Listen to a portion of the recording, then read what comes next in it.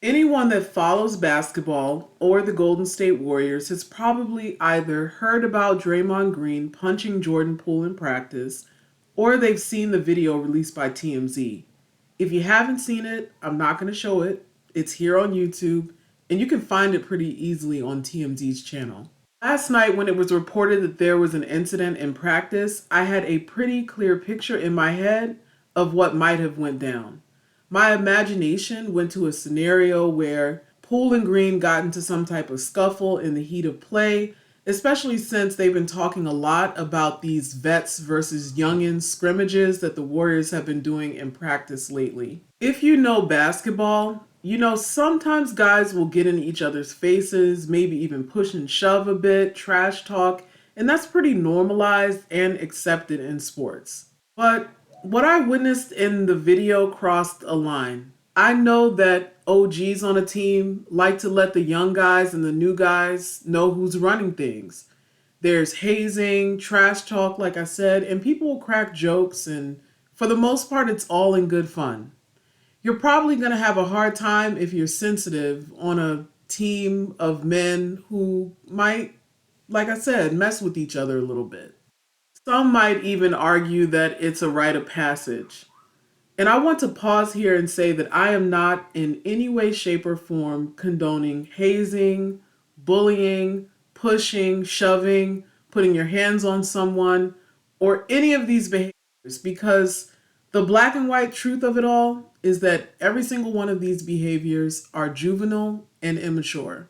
But I am acknowledging a truth, which is that this type of behavior has become acceptable in sports, especially in men's sports. So, with all that said, what Draymond did exceeded the bounds of acceptable or even normalized behavior and entered into the realm of a physical assault.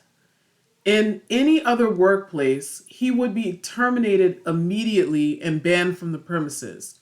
He would also face the real threat of both criminal and civil legal action.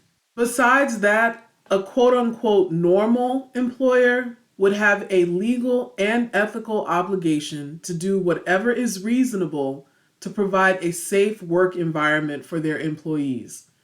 Some of the actions taken by the Warriors franchise have given me pause. While Steve Kerr and Bob Myers have expressed verbal support of Jordan Poole and disavowed any rumors that Poole was getting quote unquote too big for his britches, anticipating a huge payday, they also made it clear that Draymond wouldn't miss any games and would rejoin the team in a couple of days. And just a couple of hours ago, it came out that they've hired legal representation to investigate as to who leaked the video, implying that they're more concerned that it got out than that it happened in the first place. After seeing the video, I did think of Tua Tagovailoa. Forgive me, I know I'm probably mispronouncing this young man's name. And the choice the Dolphins made to play him after it appeared that he had a concussion. I know it's not the same type of situation, but I'm just thinking of the fact that the Dolphins didn't take necessary steps to protect a 24-year-old young man. By letting Draymond come back to the team, business as usual, with no real financial or professional consequences, they aren't taking the appropriate steps to ensure employee safety. While I know this ain't no regular job, this is the NBA, this is professional sports, the players are still employees that do have rights. And for those of you that might say, okay, you just don't understand, these are men get into it, it's normal. I get all of that. And maybe some people believe that Jordan Poole needed to be taken down a notch because he does have a very vibrant personality and you could tell, he likes to talk and he has an ego, which is fine. I mean, it's not illegal to have an ego.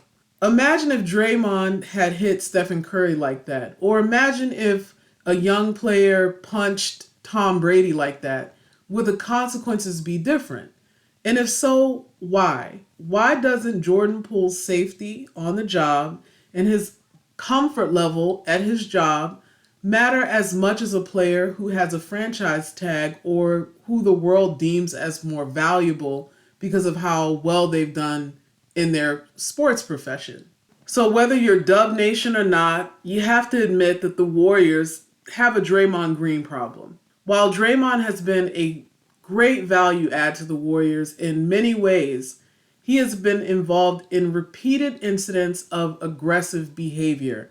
And I want to note here I'm being very careful to not say violent because it's important that we choose our words carefully. But Draymond Green has been involved in repeated incidents of aggressive behavior on the court involving both his teammates, I think back to Kevin Durant, and opponents. To be fair, this is a part of the game, past and present, and he is not the only dirty worker in the league. And the NBA has been super wishy washy about penalizing dirty players. As much as the NBA likes to minimize publicity on anything that would hurt the NBA brand, they have an opportunity here to send a clear message that crossing the line over from the normalized push and pull prevalent in competitive team sports over to assaulting your professional colleagues will not be tolerated.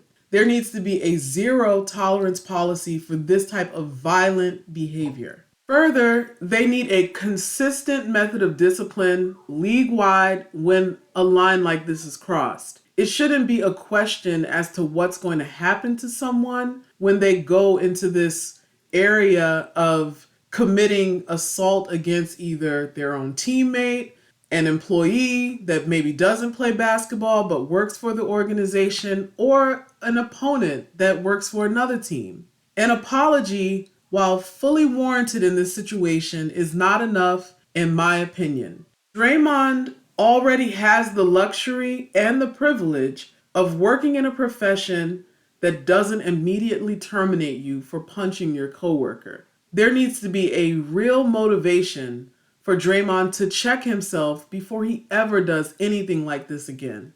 Do you believe that the Warriors have a responsibility to penalize Draymond to a degree that prevents him from ever doing anything like this again?